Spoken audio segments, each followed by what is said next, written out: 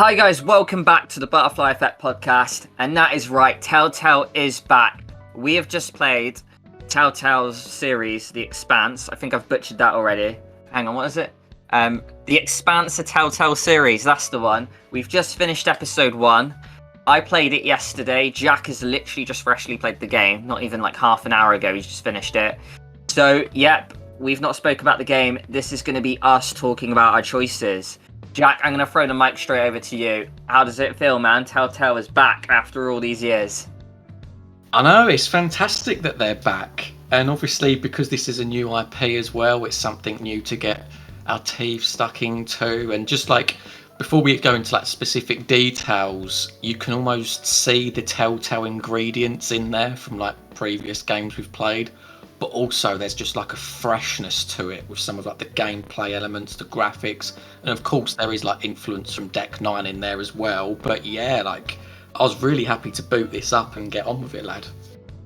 Nah, for sure. I mean, one thing I'll start with already is like the graphics. Like the moment we go on the ship and we're Maya and we can like walk and it's like third person view, not fixed cameras, already I'm getting chills. And one thing that, because I streamed this game yesterday, and, you know, thank you again to everyone who showed up, Jay, Edith, S, Fleecy, Jay, Davini, all awesome, you guys could join me for that. One thing they pointed out, mate, was the facial animations. They look incredible. Like, I don't know if you thought the same. Yeah, they certainly look like they've gone up a level, haven't they? From, like I say, from, you know, the past games and stuff. I've got to admit, I didn't necessarily pay too much attention to like the lip syncing, because I know that in like when we've covered Life is Strange and like other Deck 9 games, we might have said, oh, you know, the lip syncing isn't up to scratch. So to be honest, I didn't actually necessarily look at that. But yeah, the graphics, like when you see the, you know, just the Artemis go through space, the details like around the environment. Yeah, honestly, like it was just so fresh to the eye. And it was just like really welcome to, you know, as a really good start to go into this world. Nah, 100%. So, you know, in previous analysis, we always go chronological. We've decided to mix it up a little bit. Jack, we're going to talk straight away with the choices. Now, at the end, it shows you 10, traditionally in a TellTale game. And by the way, here's a side note. I've missed this. I've missed finishing an episode and seeing, like, whether you're in the minority or the majority of, like, what players chose. It's so cool to see that back. We've had a variety of choices. There's 10 of them. Of course, being 10, it means a lot of them aren't really going to matter too much. We'll quickly get through them, mate. Did you have a drink with Cox at the start? I didn't know. And because I've literally just noted these down, I was in like the majority here by some way. Like, I think it was something like 3/4 of players didn't have a drink with him, whereas like only a quarter did. So what did you do? I also didn't, but I was heavily in the minority. Me and 29% of players didn't drink. Admittedly, I played this game very fresh. It hadn't even been out 24 hours. That might have changed. So maybe PC players are super different to Xbox players, mate. Yeah, I wonder if that factors in all platforms or whether it is literally just like, you know, you've got the PC player stats and I've got the Xbox player stats. It'll be curious to know how that works. But yeah, I think, you know, obviously I'm guessing that was somewhat swayed by like the introduction, right, where we see Cox. He's obviously been found out as some sort of traitor. We put him in an airlock, and then obviously it goes. Was it 8 hours before? Or yeah, it was 8 hours before, wasn't it? And then naturally you have this drink scene with him. So right off the bat, I'm, you know, a little bit skeptical about this guy. So I was like, yeah, like I'll play nice for now, but I'm not gonna have a drink with you. Yeah, for me, it's just other games. It's Heavy Rain. I tried to get poisoned, you know, by a creepy surgeon once, and I was like, nope. You're not drinking? I don't trust him. With all due respect, Master, is he not the chosen one? You know, nearly a decade on, and I'm not falling for that shit again. So, yeah, no, I was like, yeah, I'm not taking your drink, mate. A lot of the choices are pretty minor and nothing, like I mentioned. Ray and Alan's fight, we have the two sort of brothers with the tattoos on their faces. Did you break it up? No, I didn't. I let him carry on bullying him, which again was the majority choice by like some way. Which again, I'm not surprised by. same again, but I'm in the minority. Me and 37% of players let Arlen bully Rayan. So that's just interesting how we're picking the same choices, but you're in the majority and I'm in the minority. That is super interesting. Did you end up punching Arlen, mate? Yes, did I punch Arlen? No, I didn't. I just let it. I played it cool. I'm pretty sure I played it cool. It was punch him and then, yeah, I think it was like play it cool or like ignore him. And I just ignored him. I was like, early doors, I don't really want to be making enemies in the crew, especially if like this Cox guy is, you know, the captain and we're ultimately going to bin him off out the airlock. Then there could be like some sort of political manoeuvring down the line. So I didn't want to antagonise him. I was just like, no, I'll stand my ground and, you know, assert some authority, but I won't actually punch him. Yeah, I mean, it seems like we're snapping on a lot of these decisions. It said, like, for me, 49% of players and myself ignored, meaning 51 actually went for the punch. Now, it's really interesting because the first 4 choices we had there, because there's also one that I have skipped over because it's pretty nothing, about Khan's insult, that for the first 4 choices, it said that I was in the complete minority. So yeah, I just thought that was really interesting. I was like, am I gunning up for a really unique gameplay here? Wrestling Maya's pretty nothing. I will say, I will get into it more later on, but there's a thing called Maya's Prank and Khan's Pirate History. Now, these are 2 dialogues that I completely missed. So I'll talk more about it later, whether it's about, you know, whether I missed stuff, that being my fault. But there were some choices here which you can ignore. But I also like that you have to achieve them. So, you know, I thought that was pretty interesting. As far as the Khan one, yeah, it said that I did try to get Khan to like me, but I don't know what I did. It must have been like the dialogue, you know, at the start when you're walking around, you've got to go and chat to her. Yeah, I guessed it wasn't a big deal, but do you know what I mean? It's nonetheless, it's one of the choices. So yeah, I said that I tried to get her to like me. The next choice is a bit of a big one, really, because I think the choices all are pretty tiny until the sort of end of the game where we get 2 sort of major choices, I'd say. I mean, I say major, whether they are, you know, we'll have to see throughout the other episodes, but first one we have is where Rayan's leg gets, you know, wedged in the door on the space expedition. Now, you can lose his leg but keep the treasure, or keep his leg but lose the treasure. Now, Jack, tell us what you picked. We've been umming and ahhing about this one, because this one's been in the trailers, isn't it? And we've said, let's go savage, you know, let's, you know, get rid of the guy's leg. It come down to it, and I was like, I don't know. I suppose it's like it's almost, you know, that thing how we know now that everyone in the crew can die apart from drummer, and equally everyone can survive apart from one character. I was thinking, I do want to keep everyone alive, so if that goes away as to like essentially end his character, I did actually end up losing the vault. I love the fact that it's such a great choice, because you literally have it straight after, don't you, where Maya's like, you know, you did the right thing, and then you've got Cox on the line and he's also like, yeah, in 3 weeks time you're going to be missing out on these supplies. And I'm just thinking, is that going to come and bite me on the arse later on? So it's a really good, great choice, mate. But tell me, what did you do? Oh, well, I'm super glad, mate, because we picked different options. So, I mean, me being in my stream, and if anyone's watching this and they want to join in 2 weeks' time, a big part of what I'm doing is I'm giving the fans the choice. So the fans all unanimously voted, and Jack, we've got some savage fans. They all just fucking jumped at the chance to lose the guy's leg. I was like, I mean, game's the game, I'ma do it, you know? But you know what? I think even without the fans, I think I would have done that myself. Not only is it the kind of savage option where I was really curious about doing it, but, you know, if you look at the dialogue when you were speaking to Virgil earlier in the ship, there's this massive dialogue on, like, the amount of prosthetic legs he's got in the med bay. So I was like, yeah, this guy's just going to get a prosthetic leg, surely. So, yeah, you know what? I was pretty happy to lose the guy's leg. It's pretty savage watching, you know, a drummer hack away at this guy's leg, saw through it. She does it quite a lot, you know. She takes a few limbs throughout this episode. But yeah, that's really cool, Jack. Already we've got 2 very different decisions. I like that. Wow, I didn't know the detail about the prosthetic legs. That's a good find, mate. Because that's gone right over my head. So you never know, that could be something like that rewards you later on for paying attention to dialogue and stuff like that.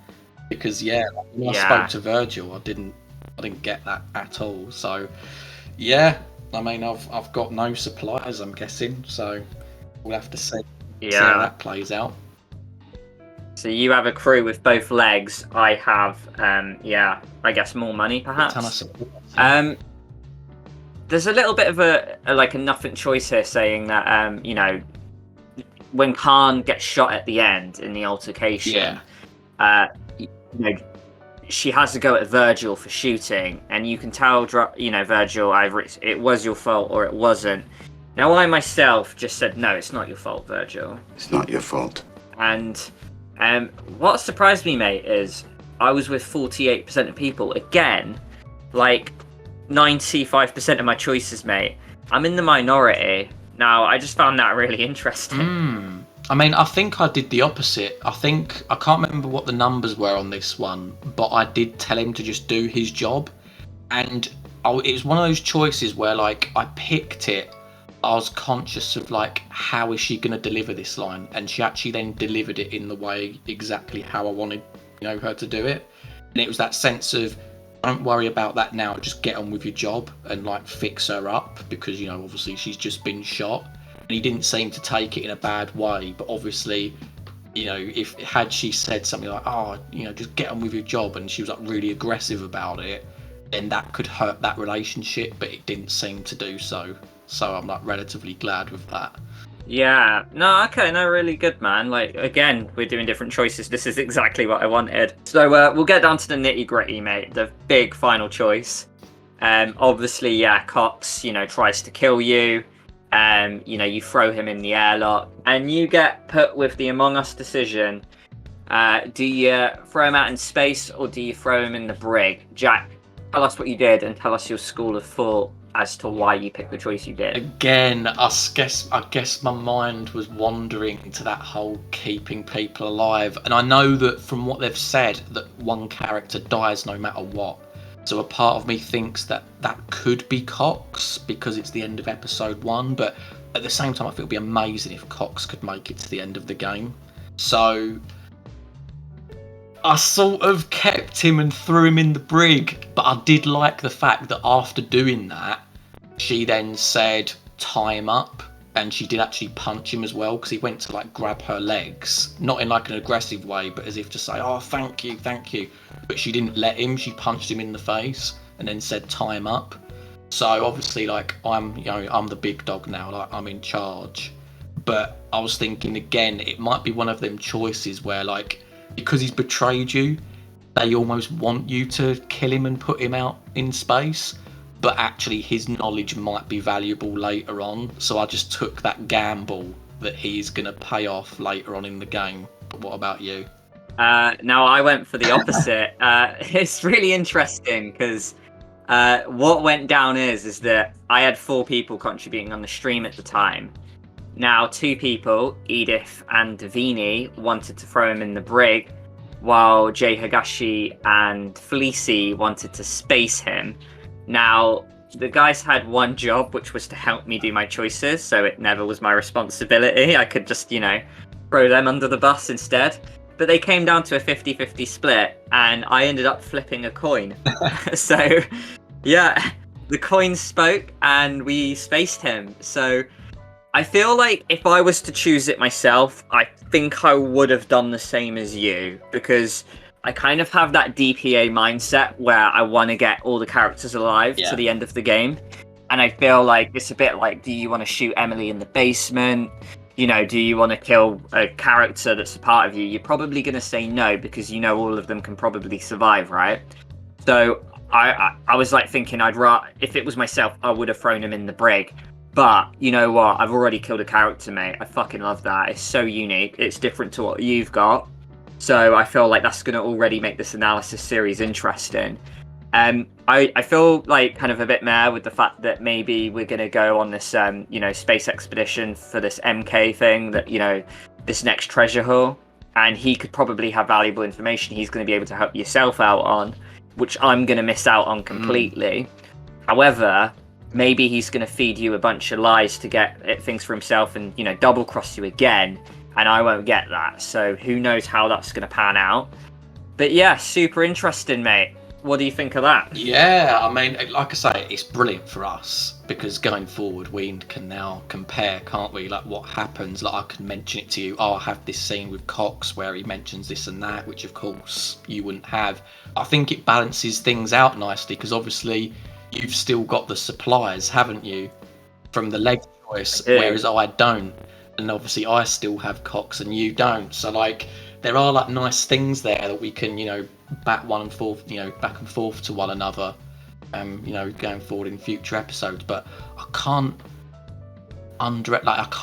emphasize enough actually. You know, when you mentioned about that DPA, how important the fact, because they come out, because Telltale said that anyone but one character can die, and that obviously being Drummer, how much that has had an impact on my choices, because I am almost playing it a little bit more cagey in like certain things, and I'm like, right, you know, obviously with that airlock one, I was like, I don't want to kill him because that's a fatality confirmed, right? I want to try and keep them all alive. Sure. So yeah, like it's really good that they've come out and done that, and it's really good that this is a thing, because obviously in comparison to other Telltale games, there's that sort of standard criticism where characters will get killed off, the other would survive, but only for a certain length of time, and they're going to die off anyway. So yeah, honestly, new Telltale have made like a good step forward in my opinion on that front, mate. No, for sure. And like, just to reiterate, I'm so hyped, mate. We've got literally the two major choices in the game we went different on. We picked the same of the minor ones, but for the two major ones, we've gone different, and I can't wait to see. Now, one thing we always used to criticize Telltale on, mate, was the impact of the choices. My classic one, Telltale Walking Dead game, do you throw Lily out the RV or keep her? It means nothing, because like the decision's set in stone and something else will happen to get you to the same path 5 minutes later anyway. Now, one thing I do want to mention, and we'll go for like the Rayan's Crisis example of him losing the leg, is that despite the fact that I lost the leg, and also I want to say as well that when, you know, Arlen could bully him, I let the fight carry on. So I feel like Rayan's got two reasons to be mad at me there, right? Now, what I almost wanted was for him to step on Cox's side at the end when he's holding the gun up. But instead what happens is he sides with you anyway. And he's just got his leg there, which I assume is prosthetic now. But it makes no reference to the fact he's lost his leg. No dialogue mentions it. So already that leg choice, I wonder, and this might be a bit gutting for you to hear, but it almost feels like there's been no impact. You know, that he's lost his leg there. So I don't know what you think about that. Yeah, I mean, we'll just have to wait and see. Again, though, you don't know. I mean, there's been people that have said that this is like a very obviously it's science fiction, but it's a very political show, and you know how characters maneuver themselves around. So he might have seen Drummer as like the one to naturally side with in that instance, because you know she had the sort of the authority in that particular moment, only to, you know, backstab her later on and try and do something for himself. So we don't know, but equally, yeah, it could be that sort of folly thing where it's a choice that doesn't matter. We'll just have to see. But what I was going to ask is, you know, like those other choices, did you have a particular say on them? Like, you know, the Maya prank, the one with Khan and pirates. They're probably nothing important, but like, what did you have in them situations? Yeah, I mean, so like two, like Khan's insult, I tried to be friendly to her. As for the prank and the pirate history, those are two things that I missed. Now, we'll talk more about the exploration later, especially when you go outside. One thing that I kind of want to ask you, mate, is I'm going to do a bit of a weird thing here, and we're going to go straight to the negatives here, mate. I want to hear your thoughts on what do you think went wrong with the episode, or what's something you would have changed? I really can't think of anything. In terms of the length, I've seen that it's got criticism, but to be honest, I thought it was perfect. Like, for me, it was about an hour and a half, an hour and 40 minutes, and I was taking my time exploring and stuff. That fit the bill. It was good in the sense that it introduced the characters, and it served a purpose of introducing the plot, in terms of what the threat is, potential backstabbing.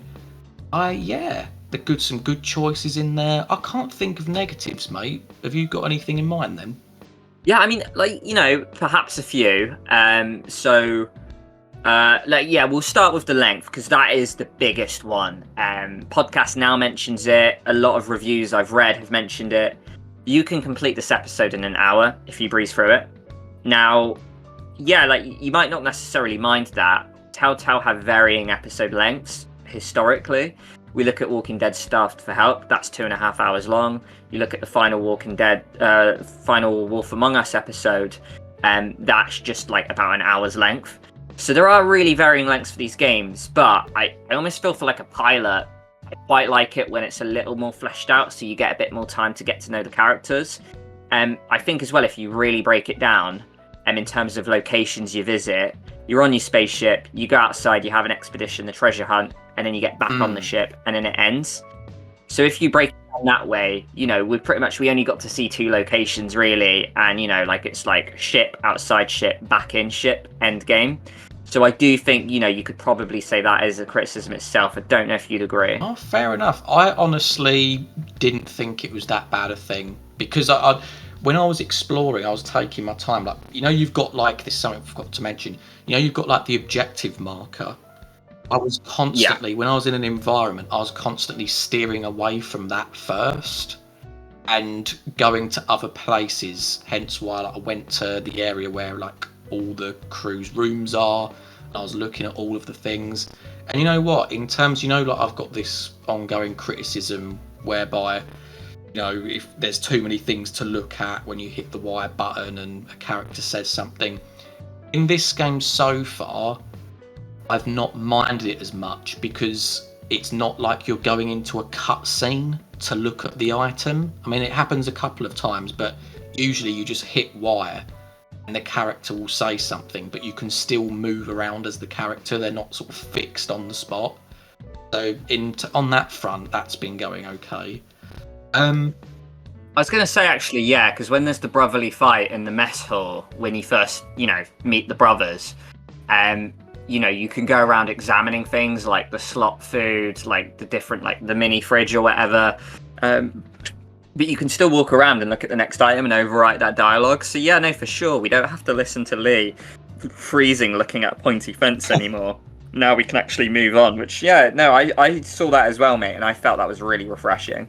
Yeah, and I mean, they have mixed it up a little bit as well, haven't they? Where like you can scan certain items. So like you've mentioned the fridge, like, you can look at the fridge and you can see who's been using the fridge the most, and naturally it can break the gameplay up. Because I don't know about you, but like whenever it come up in the top right saying mission log found or data log found, I naturally went to the menu and was like reading through it to see if there's any like points that I could pick up that might be useful later on. I was just like going along at a steady pace, and I wasn't necessarily thinking about the fact that we didn't go to many locations. I just thought, this is episode 1. I'm not saying I had low expectations, but I just didn't go in like thinking, I want this and that, and so I don't know, I just finished it. I was like, okay, that's episode 1, absolutely fine. Yeah, for sure, and like a big part of these criticisms will be that they can be amended in later ones, or it might be that I'm waiting and seeing, and it's more not a criticism, but me being skeptical, perhaps. The second one I was going to say is that now one thing that I think you might agree on, we saw The Devil in Me do this, is when you have a room full of items to examine, I quite like it when I'm told if examining an item's going to end that scene. So, for example, when you're, going around in space and then you look at, like, the commander's quarters and, you get the safe, like, you literally just examine the picture and then you miss out on everything else in the room. That happened to me, so I didn't examine, some taxidermy and another picture, I believe. Might have been nothing. But it happened a few times, and I definitely missed some choices. Now, I put a pin in your point earlier, lad, about the Maya prank. I don't know what the fuck that was, because I missed it because I accidentally went to a cutscene when I didn't want to. It happened on, like, 2, 3, 4 occasions. So like, it's not a massive criticism, it's just a tiny little one. But yeah, like we saw it with The Devil in Me, where like the marker would be different, where you would examine an item and you would know it would advance the game. Me being someone who likes to examine everything, look at all the dialogues, it was quite gutting where I definitely missed certain bits. Don't know what your response to that is, lad. Right. I mean, to cover your earlier point, you know, when you're in that room with the safe, yeah, there's the taxidermy thing, and all that happens is you can either look at it or you can like call Cox. And you have a bit of dialogue with him, and it comes up with a choice, like whether you want to give it to him as a gift or something else. I can't remember what the other choice was. And I chose to give it as a gift, but then he just went, "Oh no, keep that away from me." So I don't think it amounts to anything. I don't think the other item in the room was as well. So like, don't worry. I don't think you've missed anything there. I do take your point. It is a criticism that I've had for other games, and it did actually happen to me. And don't get me wrong, in this game, you know that bit where you can just float around for ages exploring? My God, that must have been a solid like third to like half of my gameplay. Just like floating around in them areas, because I was looking for the laser crystal for Virgil, which I did actually find. I was just like looking for like holes in the ship that might be entry points to explore. So I was actually finding areas before they become relevant later on in the plot, like the door, for example. But yeah, I do remember a point where it's that bit where he tells you to go to the hole, I think, because Khan's asked to meet you there.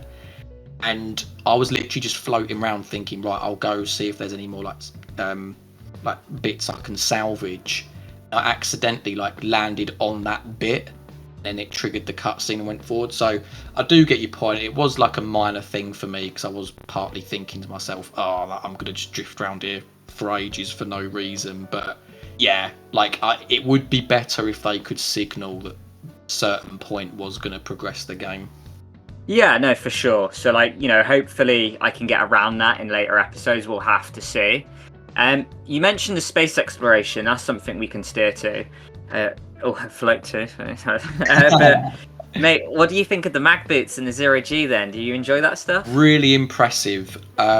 All I would say that, oh my God, there's some periods where it's so disorientating. Like it took me, and this isn't a criticism, by the way, but if anything, like I quite liked the challenge of it, because it got me thinking. So each time I was like rotating, I was thinking, is there another little crevice to go up, you know, that can be potentially explored to find something?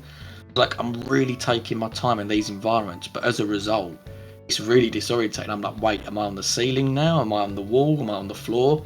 Like it does just give a nice extra dynamic to those exploring scenes, and especially the floating around. Like, you know what? As a minor quibble, I will say this, that I do wish that you could maybe move a bit faster while you're floating.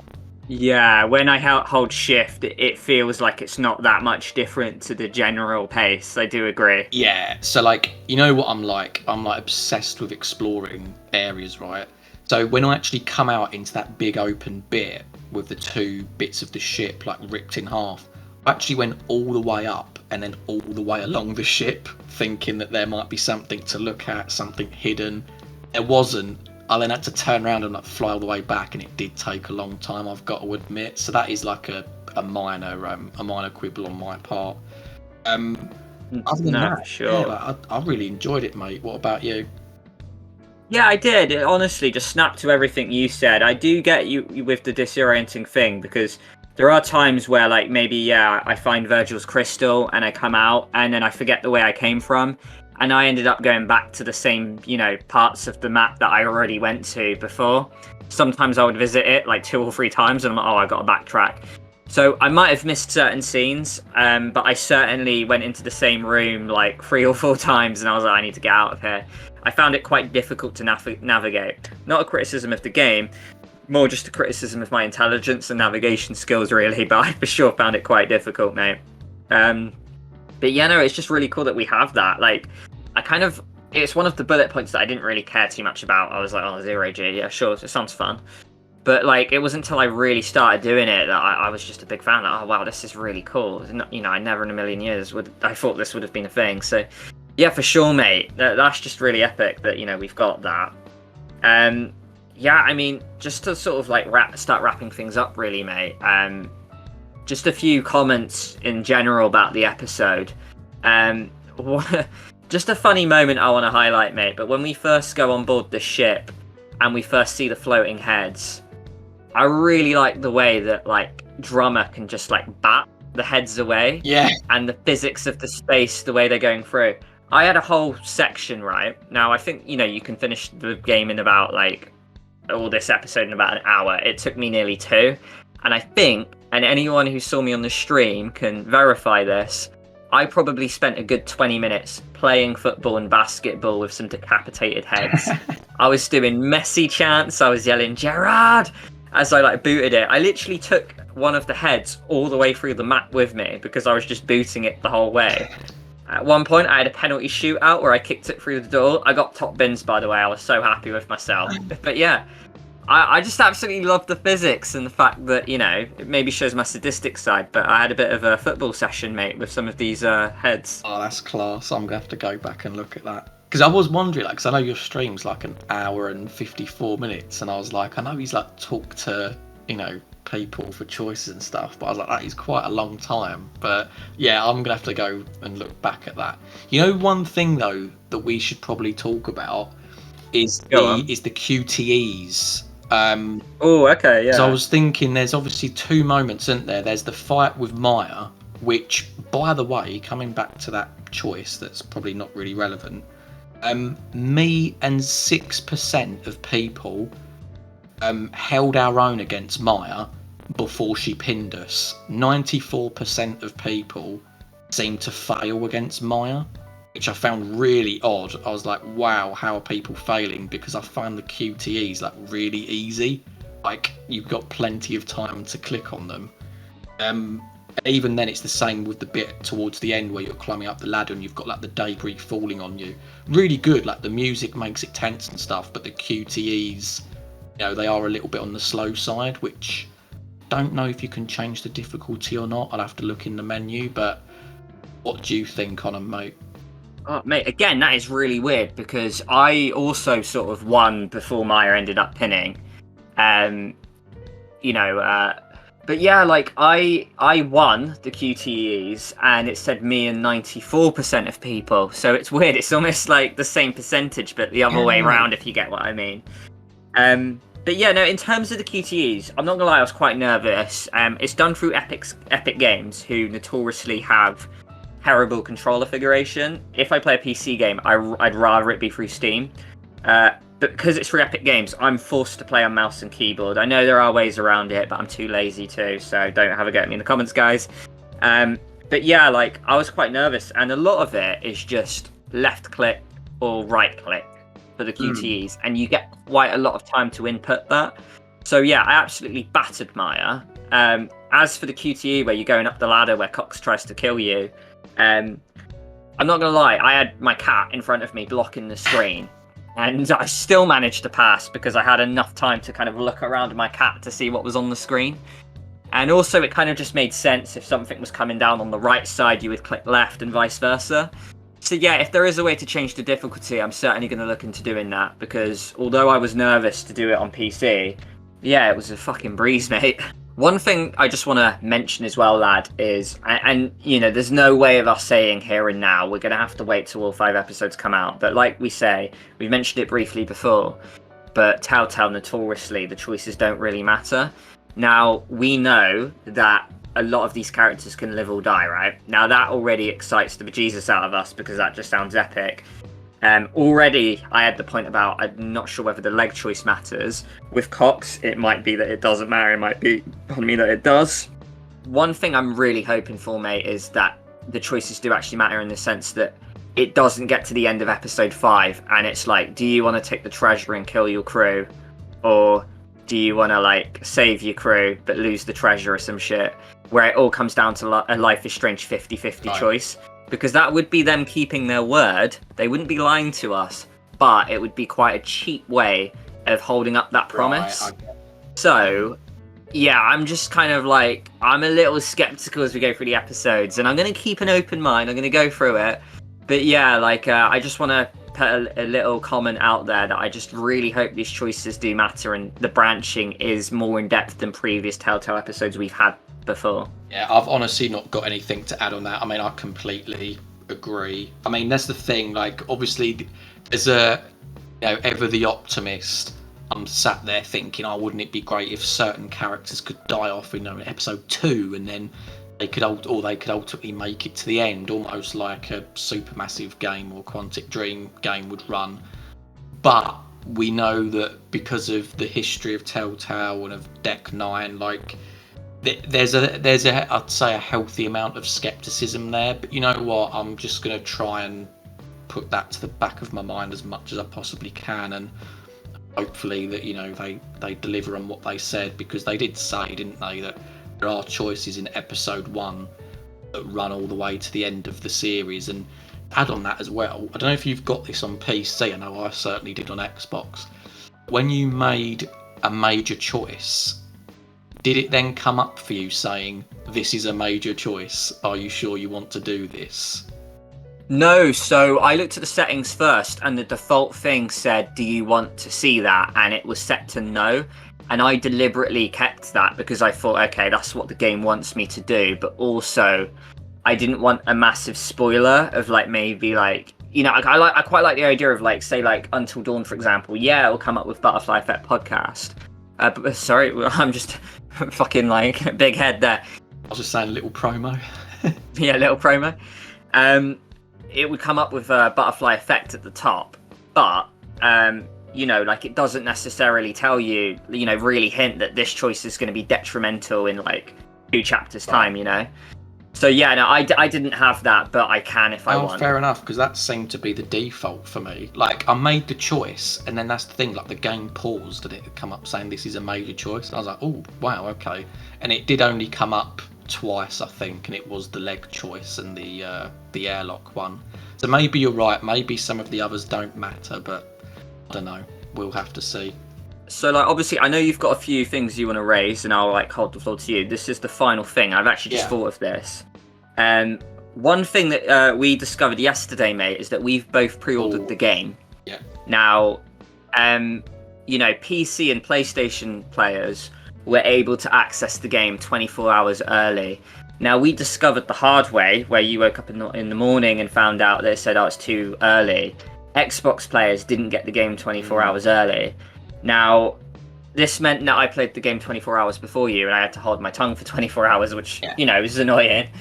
Because it's like, when these episodes finish, we just want to chat, don't we? I just want to ask you, mate, as an Xbox player, do you feel grieved that you've paid extra money to not get that early? I mean, partly, yeah, I do. Obviously, it's only an extra few quid for Deluxe Edition or whatever it was. I don't know if that comes as part of the pre-order. The thing for me is that, and again, I could be wrong here, I might have missed it, but when I pre-ordered it, for the 24-hour access, I don't remember reading that only PC and PlayStation got it 24 hours early. It was literally the day before the episode came out. There seemed to be something that got put on social media saying, oh yeah, PC and PlayStation get it 24 hours, but not Xbox. I was thinking, what? Like, and again, do you know what I mean? I stand to be corrected. If it was put out there, albeit even if it was small print, I still think that's a bit of a dick move to do. But do you know what I mean? Like, if it was there that Xbox didn't get it early, then fair enough. But I guess, I went for the deluxe, to get the DLC mainly, which is going to be an extra episode. So, I mean, it was an annoyance, and like I told you earlier on, I woke up this morning, I went to, I downloaded it before work, and I went to boot it to make sure it was working. Even then, it wasn't working.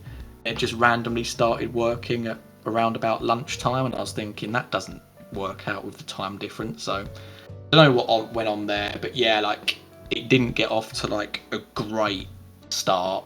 But do you know what I mean? That's in the past now. I've forgotten it. Nah, very well.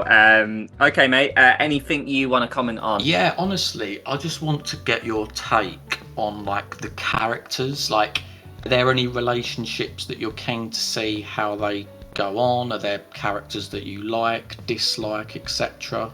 Yeah, well, that's something I completely forgot to do. Talk about the fucking characters. How neglectful of me. Yeah, like, really interesting. Obviously, because of the length of episode 1, I would have liked to have known them more. I'll just jot through them. Cox, clearly just a bit one-dimensional, bit of an evil sort of captain who was greedy, who might get a bit of a cooler arc, especially in your case, because, you know, you allowed him to live. Yeah. Guy's got a really massive head. We called him Potato Head throughout our stream, which was quite funny. It came up with their races at one point, and it was like, this guy's human. I was like, is he? He looks like the least human guy on board, mate. You've got Khan. Now, I hope more comes out of Khan, more, you know, arc, because they're just a mean character who's just a bit, like, angry. They smoke cigars. They have a husband. I'm like, I need a bit more than that game. I find the brothers quite interesting, and it'll be interesting to see how Rayan reacts to us, considering we've had 2 choices which impact them, kind of thing. Arlen seems like a lot of the girls in my stream have the hots for him, so I think he might be a bit of a chick magnet, mate. Right. Maya, early, you know, lesbian relationship vibes from, you know, Drummer and Maya here. Yep. So it might be that we get a bit of an Eren Jamie type scenario. One thing that's interesting as well, mate, is that I had Jay Higashi, who joined me for the stream. Thank you again, Jay, for joining, who is a massive Expanse fan, and they were dropping Expanse lore throughout the whole thing. That's another side point as well, mate. Apparently the game throws a lot of nuggets for long-time Expanse fans, which is cool, because newbies like us could enjoy the game, but Jay was loving it the whole time, and that's just so cool to see that if you're an Expanse fan, you get rewarded. But a little bit of lore for you, mate, a little bit of backstory is apparently Drummer is bisexual. So, you know, that could, you know, indicate to us really early that there could be a relationship here between Maya and Drummer. So that's pretty cool. Now, I don't know what it is, mate. Now, I don't know how to say this without, you know, sounding a bit racist, but there's something about Virgil I don't know if I trust, mate. You know what it is, though? You know what it is? I'm going to swoop in and save you here. It's the Deck 9 thing, isn't it? It's like the nice characters, or like the characters that you're not sort of supposed to be hating on early doors. Like, you know, Jefferson was nice in Life is Strange. You know, we covered Twin Mirror recently. You've got like the very sort of accommodating pharmacist old man that's meant to be nice to you. So maybe that's going on in the back of your mind. But obviously we do know with Virgil that he's got like this whole mystery background going on, doesn't he? And Cox knew. That Cox knows, and the moment Cox tried to get it out, he instantly got defensive and fought Cox. Yeah. So he's hiding something, and I don't know if I trust Virgil, mate. I just don't. Oh, fair enough. I'm not going to go as far as that just yet, but I'm going to say that maybe he's like, not in cahoots, but maybe he's like got a relationship, or he knows that captain. I'm not going to try and pronounce it because I can't even remember how it's spelled. Is it Toussaint, or the guy that's meant to be part of the Europa thing? Maybe he knows them or something, and he doesn't want to reveal it because it then looks bad on like the crew, and people will then stop trusting him. There's like an early theory of mine, but yeah. Yeah, like Virgil's certainly like a bit of an anomaly at the moment, but I think for me, it is really like the Maya Drummer relationship. I really like those scenes where they were exchanging a bit of banter between them and they had the fight. And even going back to the prank, I'm ashamed to say that it actually got me. Like, I was floating round and I saw like the little cursor mark. I was like, oh, let's go look at this. Then when I did my thing, and then she went, oh, quick, you got to get off, it's going to combust. I actually then got up and started drifting away and turned round, and then she went, got ya. And I was like, oh, fuck's sake, Maya. But it was just like, it was like a nice tease, and I feel like of all the characters so far, Maya is probably my favourite, actually, more so than Drummer. Oh, okay, yeah, I mean, I'd say Drummer's probably my favourite, because I just have, like, sort of that vibe, like, she's a badass, she's cool, you know, we know, like, the kind of girls I like.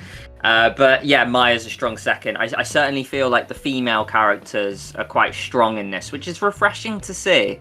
because like often when we did our supermassive games like character rankings, the top was quite male heavy, wasn't it?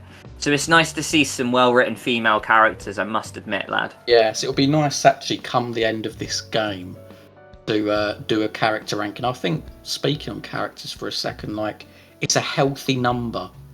You know, in terms of like, you've obviously got the twins, Cox, Khan, Maya, Drummer, Virgil. You know, like, it's a good number of characters for you to get round and chat to. It's not overbearing. It's not like, you know, I'm thinking, oh, who's that again? You know, like, I feel like that they've done well there. Obviously, we're probably going to meet characters later on, but that's what I think episode 1, that's what its purpose is for. It's just to introduce the plot, introduce the characters, give them enough, you know, give the fans enough sort of, you know, what's the expression is, like, give them a bone or something, or give them enough string or whatever.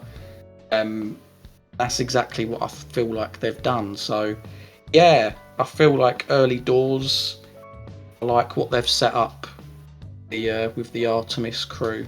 Nah, for sure, you know, and I just really can't wait to see like the arcs they go on, if anyone's going to turn bad, if we're going to like change our opinion, the arcs that come out. I'm especially looking forward to that from like Virgil and Khan, for example, because like, you know, Khan's just like a mean person. It'll be cool just to see whether they soften up and whether like Virgil's secret gets out and like what they're hiding. So yeah, no, I'm really intrigued by that, lad. Anything else you want to mention, mate, before I finalise? I guess, like, we obviously finished the episode, didn't we? And we saw that the choices were there. But for me, like, I did find some objects that are, you know, were salvage throughout the game, but they didn't seem to come up. And I was just going to ask you if, like, they come up for you at all. Yeah, no, I mean, it would say you salvaged stuff, but I don't know what relevance that will have. So I guess we'll have to find out in later. Like, we both got Virgil's like crystal. Yeah. What that brings, we'll have to see. I will be a little bit bummed if, say, like someone didn't find the crystal and we just get the same game. It'll be nice if like that does add something. So yeah, we'll have to see. Especially considering that, you know, I've chucked Cox. I'm the leader of the ship, and I kept the treasure by losing Rayan's leg. That I'm in quite a wealthy position here, and I hope, despite the fact I've lost a character, that will kind of gun me for a story where I get something slightly different for you, because I've got treasure on my ship now. Yeah. But like, yeah, I hope that has an effect in the later episodes, mate. Yeah, and that's totally understandable. I mean, that's the thing. I would have liked to have seen if there was like a collectibles thing, you know, just to see, because I know there are achievements. I think I've got 3 out of 30 as it stands. One of them was complete the episode. One of them was give the laser to Virgil. And the other one was to collect all of like the data logs in the episode or something like that. But I did see there was one like to collect all the salvage, but I was drifting around for ages. I didn't know where it bloody was, so I'll just have to go back in the future and grab that. But yeah, I mean, that's pretty much all there is from me, mate. But yeah, one thing I want to finalise on, mate, is that we didn't get a next time. Now, we usually get that from TellTale, mate. Is that annoying to you, or does that keep you more in the dark? Like, are you liking that? You know what? I didn't even notice, you know. It went straight to the credits. I admit I did skip the credits. So does that mean I've missed something, or did you sit through the credits and then not get anything? I sat through at the request of one of my viewers who asked that I keep the credits on. Right. So, but yeah, nothing came up at the end. What's interesting as well, though, is that like obviously we saw it kind of started with the end of the episode, how it got there. I'm unsure I like that, because it kind of like, yeah, it makes you skeptical of Cox the whole way through the episode, right? Now, yeah, whether that's a criticism, I'm unsure. To be honest, a lot of the trailer stuff was very episode 1 heavy, which is kind of smart because it means that we're completely in the dark for episodes 2 to 5. So like, you know, like heavy, like diggers won't really know what to expect now. Yeah. But yeah, no, that's fantastic. But yeah, no, for sure, man. Yeah, I'm just really excited. Like, and we only have to wait 2 weeks, not 2 months, mate. You must be proper hyped about that. That's literally it, and that's partly why I think I don't mind. And you know, you never know, they might release an episode 2 trailer, you know, over the next couple of weeks. We don't know. Maybe they couldn't because of people's choices, I'm not sure, but like, I'm not all that bothered. I was just happy to go with it and yeah, wait another couple of weeks for the next one. Oh, sweet, mate. Right, well, we'll wrap things up. So, guys, thank you very much. That was our analysis for the first episode of the Expanse, a TellTale Series. Thank you very much for joining. If you want to see my gameplay and my late stream, I'll link it in the description below. Thank you very much for joining us. Tell us what choices you made. Tell us who your favourite characters are. Tell us what you think's going to happen in episode 2, guys. Thank you very much, and we'll see you in 2 weeks' time for the next gameplay and analysis. Take care, guys. Absolutely. If there's any talking points that we've missed, as usual, put them in the comments and then we can respond to them. But yeah, other than that, guys, we will see you next time.